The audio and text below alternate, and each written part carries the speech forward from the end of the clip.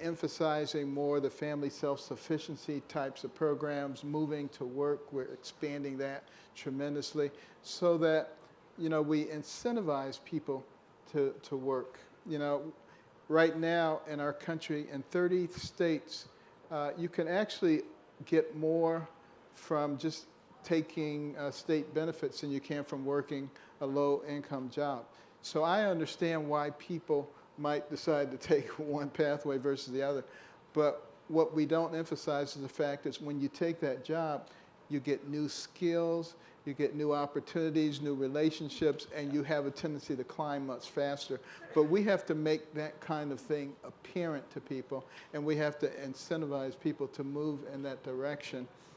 Because we also have a lot of things that we, the government, have done over the years to disincentivize people. For instance, let's say you take one of these jobs through Section 3 and your income goes up. Well, right now, you have to report that so that your rent can go up. So, you really haven't made a whole lot of progress. You bring somebody who makes more money into your household, you have to report that so your rent can go up. Don't even think about getting married. You probably be losing everything. These policies are built into our government agencies. This is craziness. So we're working very hard. That's going to be a goal. We got to get that done before I leave. Well, you talked about this, by the way, one of the times we were getting together. I think is really important is people often, I think, mistake HUD's work for just low income support. And I think especially, again, for this younger generation, this affordability problem it goes up through the middle, right? And I think one of the things you guys have been so focused on, which is why we're also so excited to work together, is around the middle. Right. And I think that's often overlooked when the media covers the work HUD does, right? Yeah. Is that it's a huge importance for us to figure out, again, for all these folks who are coming out of, they are graduating, they are getting degrees, they are getting jobs, they should be able to afford rent, they should be able to afford home ownership. And FHA, of course, is the largest insurer of mortgages for first-time home buyers. That's right. What is it now, like 30-something, 40% of? Yeah, it's like, and it's continuing to go up. And of course, Ginnie Mae for mortgage-backed securities, over $2 trillion. That's with a T and 12 zeros behind it. There is a lot of involvement in getting people what they need in order to become homeowners. But also, we must recognize what happened before the housing crisis. People were doing all these subprime mortgages and manipulations of credit scores and loan-to-value ratio manipulation. And what did we end up with? A crisis in which a lot of people end up losing the home that they had. If you put somebody in a house they can't afford, they lose the home, they lose their credit, they lose their future opportunities. And somehow we've gotten distorted what real compassion is. We say, well, real compassion is we just got to put these people in the house. That's not real compassion.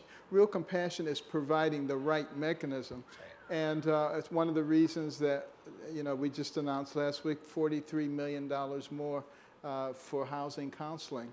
And we have housing counselors here on the mall to give people the kind of real information that will let them make wise choices and really be able to move in a logical fashion along the home ownership spectrum. Ankur, we've talked a lot about millennials and the particular challenges that millennials have saving money, affording home, getting access to credit. Gen Z is now starting to enter the workforce. Are their challenges basically the same as millennials, but more so, or is there something interesting or distinct about Gen Z? It's early to tell. Actually, this won't make you feel old, and I don't know what. Like, we just had this year the last graduating class of college for millennials.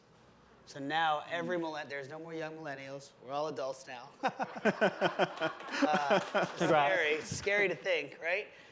So we're going to be seeing, starting next year, really the first wave of Gen Z graduating into the workforce. And again, the challenge here is, again, we talk about these ripple effects. Like, student loans is devastating the ability for this generation to get access to home ownership, right? So, I just think we have to figure out how to change the business models, right? We have to find a way to get high credit, like, give people a path. Again, I don't think it's so unreasonable. You talk about it's not our job to give people these things because they can't afford it. It'll be worse, right? But everybody should have a path. And I think it's part of the problem. I mean, a lot of the political unrest we're seeing around the world, really, is I think that people feel like that ability for economic upwards mobility is disappearing, right? And I think home ownership is so key to that. And so I don't know why this wouldn't be the top priority for us as a country, which is saying you have smart, hardworking folks coming into the workforce. Can we reduce their student loan debt, give them a chance to build a future, right? So by the time they're ready to start a family, they're not still playing catch up, right? I mean, it's such a simple concept. And I just think that, frankly, like, you're one of the few people talking about it. Not enough people are talking about this in terms of home ownership, right? I mean, it's not as simple as just like waiving and forgiving student loans. It's not as simple as just saying like, well, but it is as simple as giving people a path, right? And that's what we will gain if we're able to sit down like intelligent people and have everybody bring their issues to the table and really talk about what the solutions are, rather than sitting around trying to blame. There's plenty of blame to go around over the decades that have occurred because the country is occupied by people, and people are imperfect, so they're always going to make mistakes. We can sit around and we can talk about the mistakes they made, or we can spend that time productively talking about what can be learned. That's what wise people do. Wise people learn from mistakes. Stupid people just sit down and keep talking about them. So, that's what we need to think about. Well, if I understand the clock correctly, I think we're out of time. So I just want to say to Dr. Carson, Ben Carson, and Ankur Jain, thank you so much for joining us today. An incredible discussion.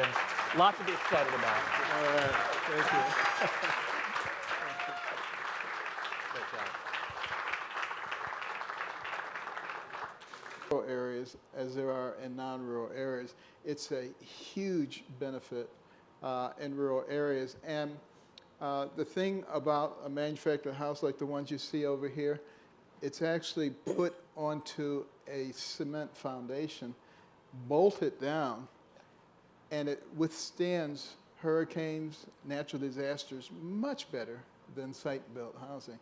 So, when we're talking about, resilience and not having to keep spending the same money over and over again, particularly when you're in the high flood areas, the high tornado areas.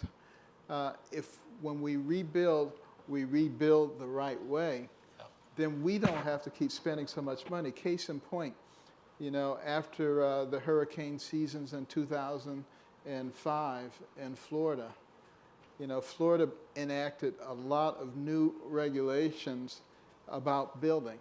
For instance, you have to have the hurricane windows. I don't know if you've seen one of those things, but I don't think you could shoot through it with a bullet. But, and other types of building regulatory benefits, so that when we had Irma come through in 2017, and it was expected to do an enormous amount of damage, and the amount of damage was considerably less because they had built to those standards. So it does show that that type of mitigation really is beneficial financially for us, and that's particularly in the case in the rural areas. By the way, how cool. Have you guys all seen what Dr. Carson and his team have brought together on the mall?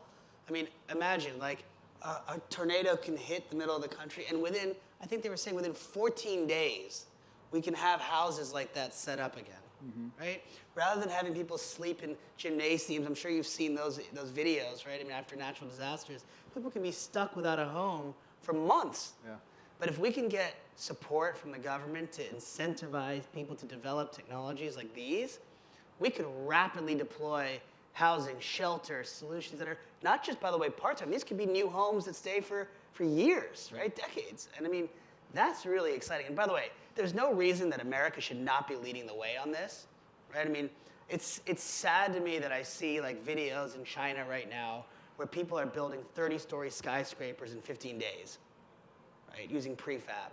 Like, we should be the heart of that innovation. And you were showing me some pictures where they were building these manufactured housing, and it was beautiful. Beautiful. I mean, it was the kind of place that everybody would say, I want that house. Yeah. And there are restrictions that have kept them from coming to this country with that technology. Yeah, we should be the place people want to come for that, and I think the stuff you're doing can help that a lot. Yeah. How many people in this audience know what opportunity zones are? Okay, Wow. about half of people. Maybe it's worth talking about that. You want to talk about that, Ankur? What's an opportunity zone, and what does that do to I'm gonna address these probably issues? not do justice. Okay, well, we can let the Stand, but secretary do that. Maybe we can talk about how you're playing in that. Well, you know, opportunity zones were created as a part of the 2017 Tax Cuts and Job Act. And it provided the governors in all 50 states, the 5 territories, and Washington, D.C., to designate the economically deprived areas, 25% of them in their state, as opportunity zones, into which people would be able to invest unrealized capital gains. And if you leave that investment in there for 5 years, you get a 10% reduction in the amount of capital gains you owe on the original investment. You leave it in for 2 years additional, so a total of 7 years, you're talking 15%. If you leave it in for 10 years, you don't have to pay any capital gains on the new money that was realized as a result of that investment. So it's a very significant tax break. Now, some people have complained, and they said it's just a mechanism for rich people to get richer. But I got to tell you a secret. Rich people are going to invest their money somewhere anyway.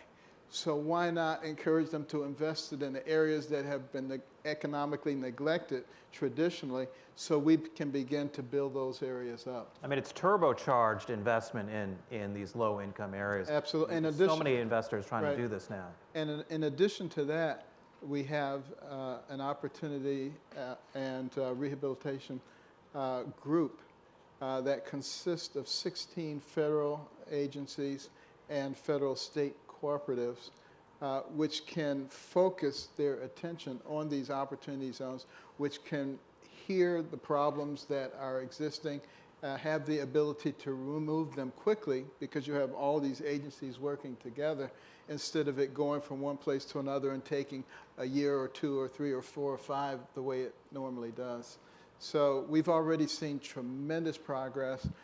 You know, I went to a sawmill in Mississippi that had been closed, and because it was in an opportunity zone, other businessmen saw an opportunity, purchased it, revamped it, have now rehired a whole lot of people. As a result of that, workforce housing is now being built in the area, and this is exactly the kind of thing we're talking about in St. Louis.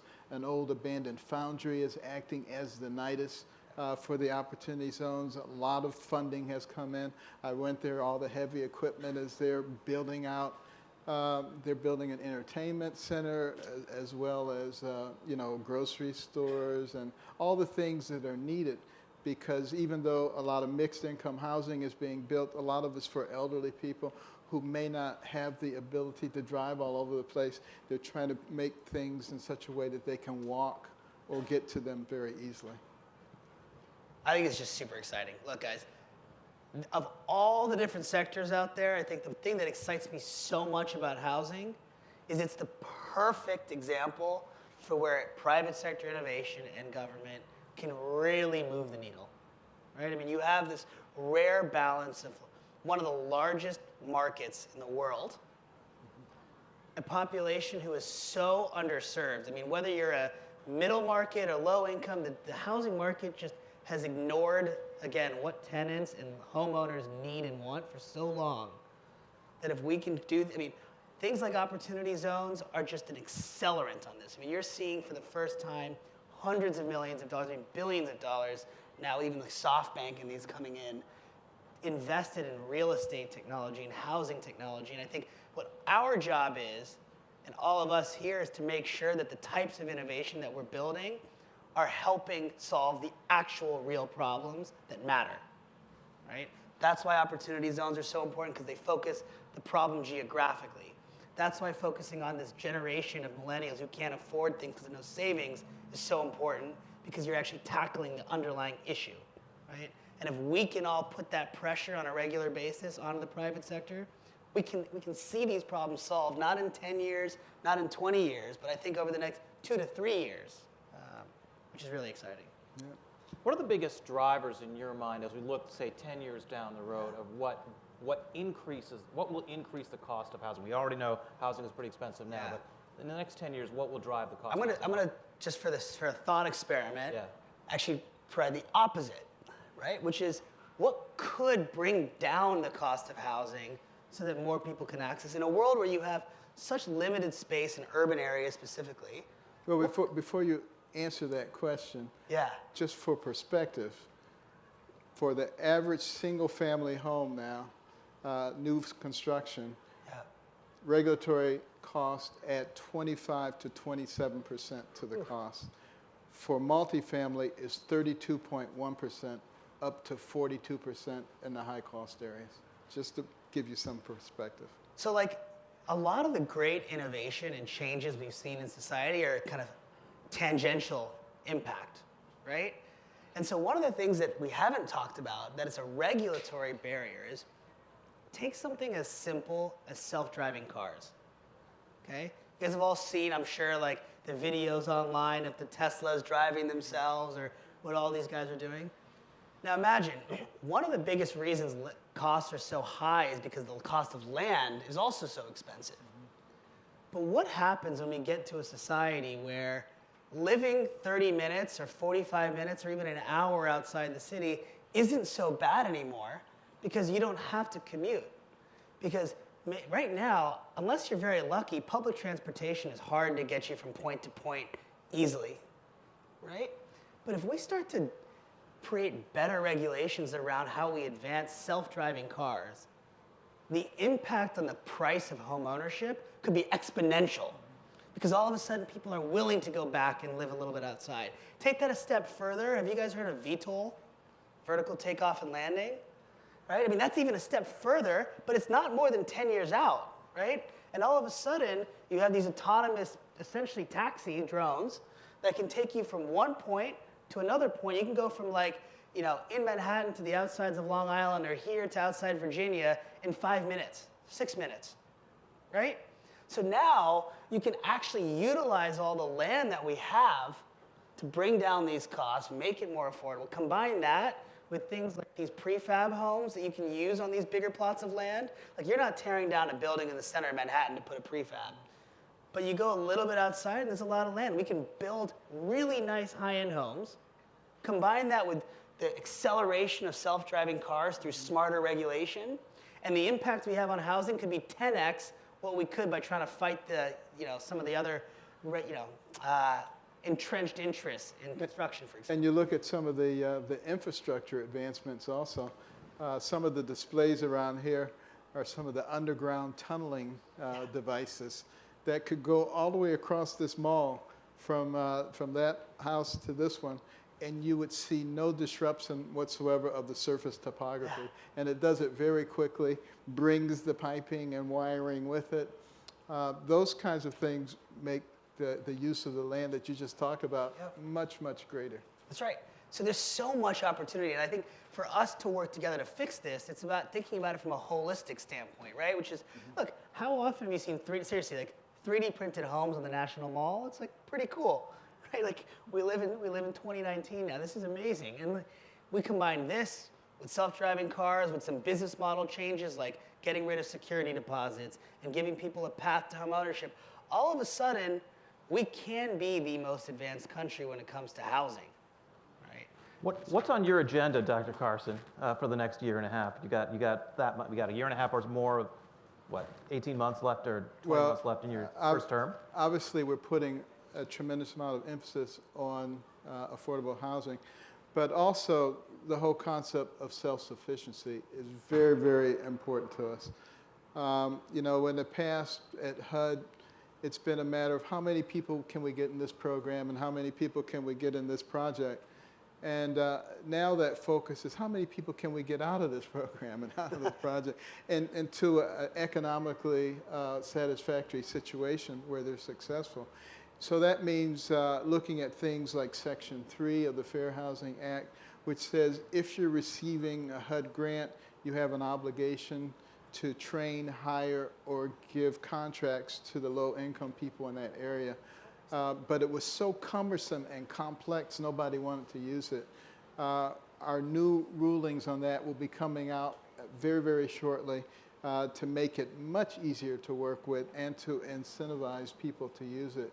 So utilizing that residential block, and they had to remove some of the regulations to do that, and a lot of people were upset at first, but now that they're putting them in, and people come by and say, hey, you know, that's a good looking place, I like that. And all of the opposition begins to melt in that kind of situation. That's what we're looking for. Yeah. You grew up in Seattle, so you probably have lots of thoughts about what they're doing. It's all the problem is, here's another challenge, right? It's like a lot of the jobs for millennials are in these urban centers, whether it's Seattle or San Francisco or LA or Chicago or DC, et cetera. So the impact, by the way, of being able to access this housing market in those cities is much greater than just being able to build home ownership. It's access to the jobs that basically progress you in your career, access to growing your income base and your net worth in so many different ways, right? So little things like that are huge steps forward. When you can start to say that you can now live in Seattle or live in San Francisco at an affordable price, I mean, it changes the opportunities you're given. I think one of the biggest things we need to figure out, and Dr. Carson has been very helpful in thinking through some of this, which is that, look, the average renter used to rent for 2 to 3 years before they could access their first home, right? Now people are renting for 6, 7, 8 years on average, and in some cities even longer than that. They can't save anything because all their money's going to rent. I mean, look, you get your paycheck, you pay your taxes, you pay your student loans, you pay your rent, you pay your child care, you pay your health care. Like, what's left, right? It just doesn't work. And so can we start to change that model to say, hey, you know what? You're spending years of renting.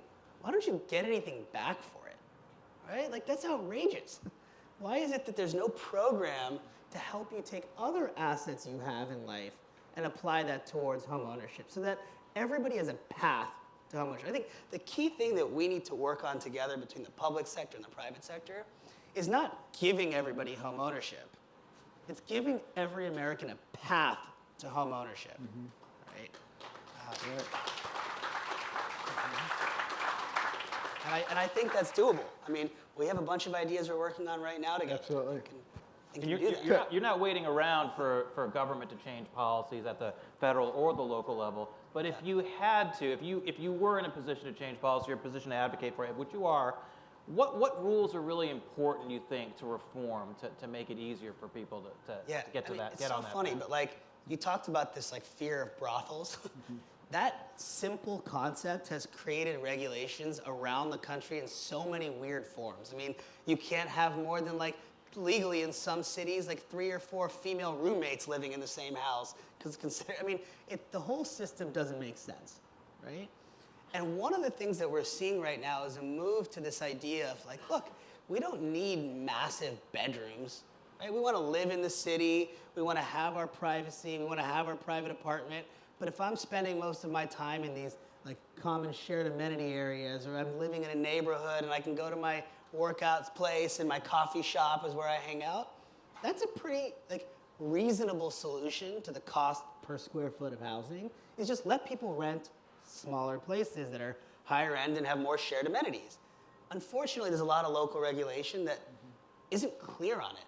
So I would actually say, it's funny, people think that regulation blocks innovation. I think it's actually the lack of certainty around the regulation that blocks innovation, because so many of these new ideas are unknown. Right? You don't know how the regulators You don't know. react. There is no precedent, right? I mean, these laws were built before cell phones, before the internet, before any of these ideas existed. And now all of a sudden you're coming up with new concepts. And what happens if one day in 3 years you wake up and somebody says, I actually am going to reinterpret this rule to shut you down? Well, I actually have been kind of encouraged at different locations around the country to see that, you know, the local leaders are looking at these issues. You know, Garcetti in Los Angeles recently, cleared the way for accessory dwelling units. Before, no, can't put those things in. Tell people what accessory building units are for those who don't know. It's like a small unit similar to a tiny home that can go right on the property in the backyard. The garage can be converted. There are a lot of different ways to do it, but the regulations had stopped it. People are starting to look at that. And then, we look at our aging population. We really need to start thinking about what can we do for our aging population. And, we see a tremendous increase in dementia going on. Well, many studies have demonstrated that dementia is accelerated when people are isolated. Yep. Therefore, we need to be thinking about how do we build structures that give you your own private bedroom and your bathroom, but maybe some common areas and a common kitchen and places that get people to interact with each other. It saves us money, but it also, keeps you mentally active, and those things are so important. So we have to think about the social implications as well as the financial implications in the way that we do things. We've mentioned, go ahead. I was just saying, I'll give another example of another type of just simple business model change that we could think about, right? So today, think about how much money Amazons and the Googles and the DoorDashes and these guys are spending to try to provide you services at home, right? They're spending a fortune on that because they know that there's a lot of spend that's an opportunity to provide these services, food delivery, cleaning services, home amenities, et cetera, right? Real estate hasn't changed in hundreds of years. They buy the asset, they have a low return, like 5-6% a year, and they try to squeeze every dollar out of you because that's it. It's a single pie. So the business model is inherently anti-tenant, right? We built a company that we're launching now, actually called June Homes. And we said, why don't we turn living into a service instead of the real estate? Why try to squeeze people on the real estate when really you can, if you provide consumer-friendly services, they'll pick you if you're the most convenient, right? And so we're actually giving people like apartments at cost, at huge discounts, so they can save hundreds of dollars a month on the land and the real estate. And now they can use that free cash to actually get the services they want, whether it's the food delivery or it's other things right at the comfort of their home. And because you've changed the business model, right, you're now competing head-on with the Amazons and the Googles of the world, but in a way that's actually more renter-friendly because you're freeing up their cash, but you're allowing them to reallocate it to services they actually care about, which means for the first time, this is one of the things I wish landlords did more of. Landlords have to remember tenants are their customers, right? They treat us like crap, And it's like, we're paying, and in any other market, when you pay, you get treated as a customer, right? So if we start to think of the tenant as the customer, then all of a sudden, all these things they're trying to do to squeeze you out of every dollar goes away. And you can say, hey, if I'm offering you the place of your living, your dwelling, right, whether I'm selling you the home or renting it to you, what are all the other ways I can create value for you that are worth you paying for? Right. And what you're talking about also is that the concept of bringing the constituents to the table. That's right. And all the places that I've seen that have really worked, the places that have been revitalized well, I think of a place like Eastlake outside of Atlanta. This was like the worst place ever. In terms of crime, in terms of poverty. The schools achieved at the lowest possible levels. And when people started coming together, including the tenants, and their voices were heard, and they put together a plan, got rid of the blight, started building mixed income dwellings, 2 charter schools, businesses, grocery stores, a holistic approach to the community development. Now everybody wants to live there. The schools, the 2 charter schools, achieve at the highest levels in the state. When I went into the high school, I was met by 5 students playing the harp. I wasn't in heaven, but it seemed like it. I mean, it was really, really nice. And it just goes to show what can happen when we bring all the stakeholders, all the constituents, all the voices together recognizing that we live in a diverse society. When you live in a diverse society, you have to be willing to listen to everybody. You have to be willing to take everybody's consideration. And that's how you really create fairness. That's such, by the way, just real quick, because I love that. Excuse me. And there's actually another great example of that, which is where unintended benefits come from bringing constituents together. Right. So like, there was actually a company that we funded in Colorado, which had the similar problem. The neighborhood came together trying to figure out what to do about all the neighborhood, the cost the families were dealing with. And we often think of childcare as a separate problem from housing. And what the families said was that none of these guys can afford, I mean, childcare takes up 20% of your income on average. It's crazy how expensive it's gotten, right? And what some of these families started saying is, hey, my going back to work, my entire income post-tax is going to childcare. And so they came up with this idea saying, well, part of the reason childcare is so expensive is the land for the childcare center is so expensive. What if we just found a way to turn our homes into childcare centers so we can help pay down our mortgage, so we can actually buy the house, and in the process, we can now provide more affordable childcare to the neighborhood, right? Super simple concept. That idea birthed a business now called My Village, which we're funding, and basically it's now letting any family in any neighborhood sign up online, and almost like a business in a box franchise, we can license their home so they can now buy it, pay down the mortgage with childcare earnings, provide high quality, affordable childcare to the neighborhood, and everybody else now has more money that they're saving to pay down their mortgages. And so just by bringing the families to the table when talking about what to do about the housing crisis, we actually found a solution to both housing and childcare. Right. Fascinating. And there's also the concept of time banking. Yes. It's going on in Detroit, but some of the other communities where all the people can actually say, I don't have money, but I can take care of children, or I can take somebody to the airport, or I can, they bank their various things that they can do, and then they're able to trade off services. Yes. And it's fantastic because you may not have the money to do the plumbing, but there may be somebody who knows how to do the plumbing, right, who has something that you can do for them. Right. And not only is it economically very feasible, but it creates a sense of community. And isn't that one of the things that really helped this country develop in the beginning? People actually helped each other.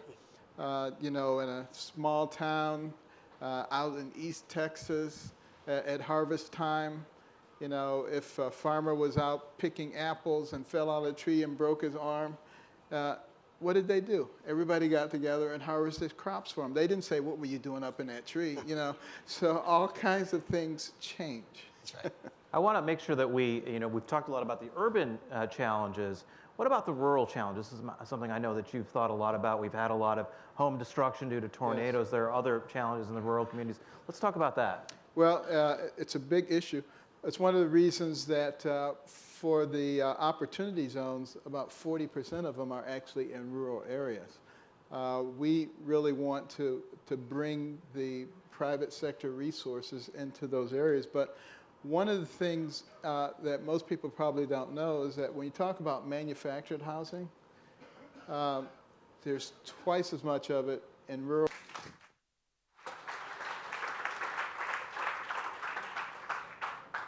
Thanks a lot, and it's great to be here with you today. As I mentioned, my name's Ovik Roy. It's spelled with an A just to confuse you. I'm the policy editor at Forbes, and I'm the president of a think tank called the Foundation for Research on Equal Opportunity, where we work on market-based solutions that benefit Americans whose incomes or wealth are below the U.S. median. And there are few issues more important than housing in this regard. The high cost of housing is not just creating a problem with homelessness, but increasingly squeezing the middle class and the ability of tens of millions of Americans to own a home. So I'm excited to talk about that with you today.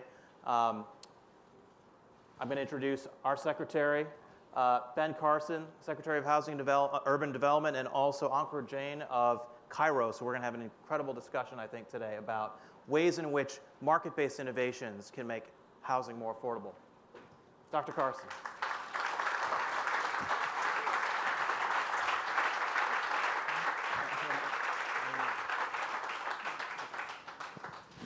Well, let me start with you, Mr. Secretary. So what's on your mind? And tell us, for people who don't know, what has the Housing and Urban Development Department been doing to make housing more affordable? Well, affordable housing is a gigantic problem, which is the reason that we have this showcase on the mall. We have about 37 million households in the United States right now, which are cost burdened, meaning they're spending a third of their income on housing. We have about 18 million households that are severely cost burdened. 18 million. That means they're spending 50% or more of their income on housing. And then we have all these regulatory burdens all over the country.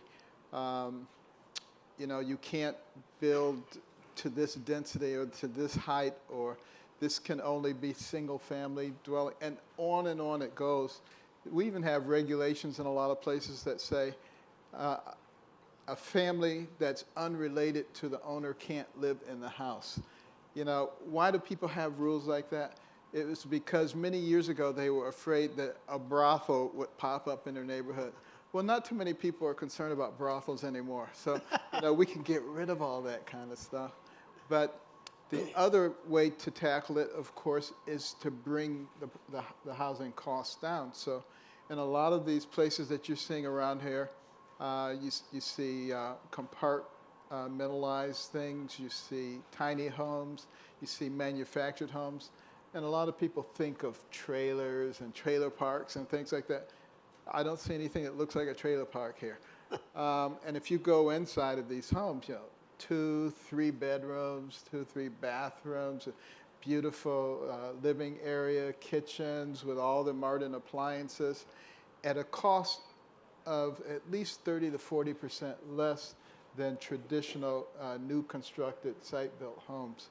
So what we're looking at is American innovation. That's what it's all about, thinking outside of the box, which is one of the reasons we have one of our stakeholders here, Anchor John. He thinks out of the box.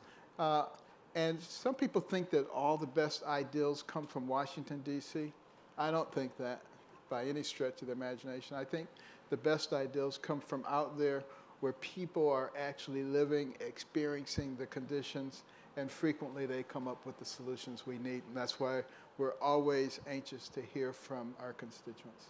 Roger Valdez, our senior fellow for housing policy, he likes to break the problem down into 2 buckets. There's the underlying cost of housing, like you described, Mr. Secretary, and then there's the way to finance and get access to the credit you need and the capital you need to buy housing. And you're working on both of those areas. So tell us a little bit about that. All right, so first of all, everybody here has rented at some point? Yeah? It's outrageous how expensive it's gotten to be able to rent, right? And the problem is today, it's hard to talk about affordable housing without understanding the new realities of especially this millennial generation who are coming into the workforce. So here you have a generation who are doing all the things they should be doing, right? You do everything right. You go to school, you take out your student loans, you graduate, you get a job, and then they say, while you're paying off your student loans and putting 50% of your income into rent, by the way, you also need to pay $5,000 for a security deposit, a broker fee. I mean, who has that money, right? And so you have to think about how do we redesign housing as a business model to work for this generation. And then you have to work with folks like the doctor to try to make this actually work from a regulatory standpoint as well. And so when we looked at this, we said, okay, take something like rental markets. Right? Do you know there's $45 billion of cash from Americans today locked up in escrow accounts just for security deposits? Right? $45 billion that we could give back to everyday Americans at a time where 40% of millennials have zero savings. We could put that money back into the economy, right? And so what we thought is, how do you do that from a clever model? Because you've got to get the landlords protected, but tenants don't have the money, so what do you do, right? And sometimes asking that really stupid, simple question leads to the best ideas. And so what we came up with was actually an insurance business called Rhino. And we said, hey, security deposits are basically insurance. Why does every renter have to pay such a big premium? You wouldn't do that for any other market. You wouldn't pay $500,000 for health insurance just in case something happened, right? So you said, okay, what if you paid $5 a month? We insured your landlord, you get your money back. Super simple. In 6 months, we gave back $20 million back to renters in New York alone. Right? Think about that. If we can just change these business models and then work with folks like Dr. Carson, we can bring new business models that work for this generation. Right? Were there any regulatory hurdles that you faced to try to set up these insurance products? So yes and no, right? I think what the reality is that it's more of, look, technology has a good and a bad rap, right? Because technology today is as powerful as governments in many ways. And yet you're not held accountable in the same way that government leaders are, right? And we're putting Democrats and Republicans on stage for the presidential debates and asking the hard questions. Meanwhile, Jeff Bezos has more power than either of those candidates, right?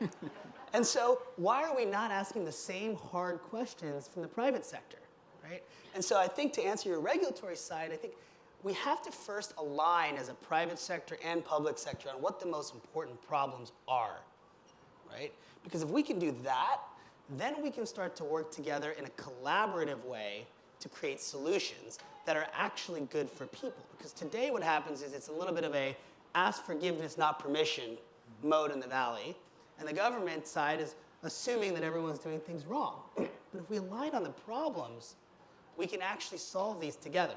And I'll tell you, like, one of the reasons I'm so passionate about this is that if we can't figure out how to help millennials get access to home ownership, I mean, to Dr. Carson's point, we are going to see the greatest inequality in history in this country if only a small handful are able to access the equity of home ownership, right? Yeah. So we have to fix this. And I think there are a lot of creative ways to do that we can work together on. Mm-hmm. And I want to say, you know, I did a bad job of introducing you earlier. Ankar's organization is arguably the leading venture capital network trying to solve these core problems that affect the middle class, affect lower income Americans, lower net worth Americans on all dimensions, not just housing. The housing is a major focus for you. And it's really refreshing, you know, to listen to some of these ideals, because, you know, these are not Democrat or Republican ideals. These are ideals that will help us as a nation. And when we can stop getting into our corners and saying, well, who's going to get the credit? And, you know, just this baby Ray third grade stuff that we do all the time up here on Capitol Hill. Apologies to third graders, by the way.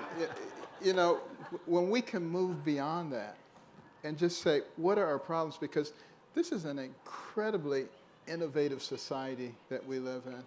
And we have tremendous entrepreneurs here.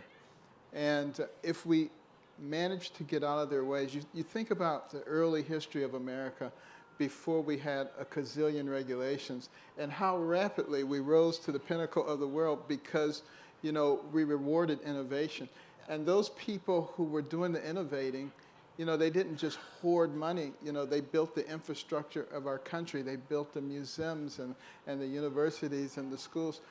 Americans are a little different than people in other parts of the world in terms of being willing to reach out. It's something that we have to preserve. We can't allow that to be destroyed by the poisonous political atmosphere of people who are just interested in their power.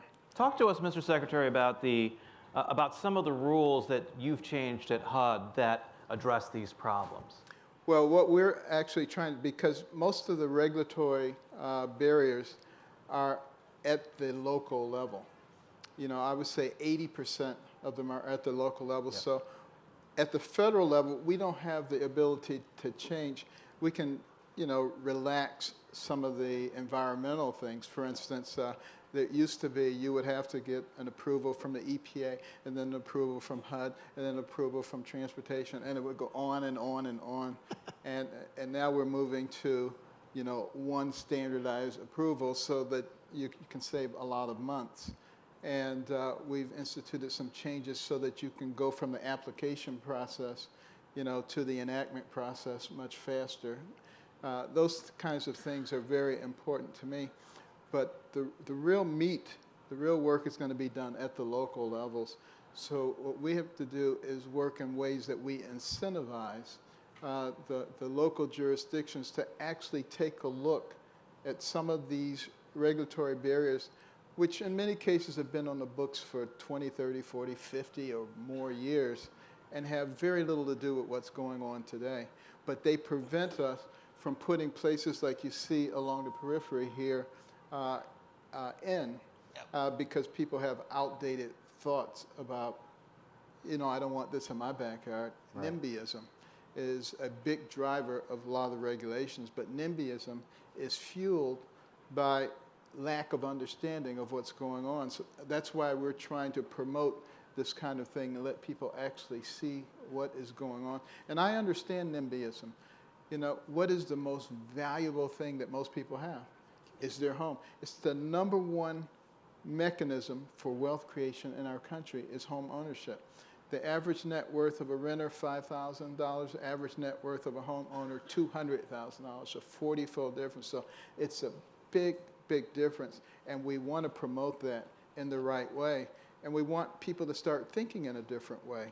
Millennials, first-time home buyers, you don't have to start with an average site-built home, which costs about $309,000. You can start with a tiny home like that one over there, or with a manufactured home. They accumulate equity at the same rate as a site-built home, and then you can take that in a few years and turn that over and move into something else. And this is the kind of atmosphere that we have to create, but it means removing regulations. In Seattle, which is a place which is having severe housing crisis now, they recently came out with the block program. The block program says we're going to put a tiny home in every